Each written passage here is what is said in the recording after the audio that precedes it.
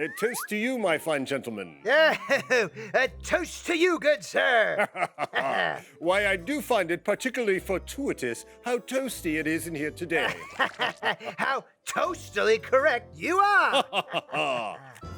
Hot. Oh, spicy. Oh, too hot, too spicy. What'd you put on the toast, Toonie? Mayonnaise.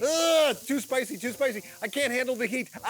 Too much heat, too much burning. Well, quick, eat another piece of bread. Oh, good idea. That made it worse, Toonie. It's rye bread. Ooh, it's giving me the hiccups. Geez. You know, Bill can't do the show if he has the hiccups. I gotta find a way to cure him. Hey, cartoons know all the answers. Let's see how Daffy Duck deals with hiccups. From 1942, it's The Impatient Patient.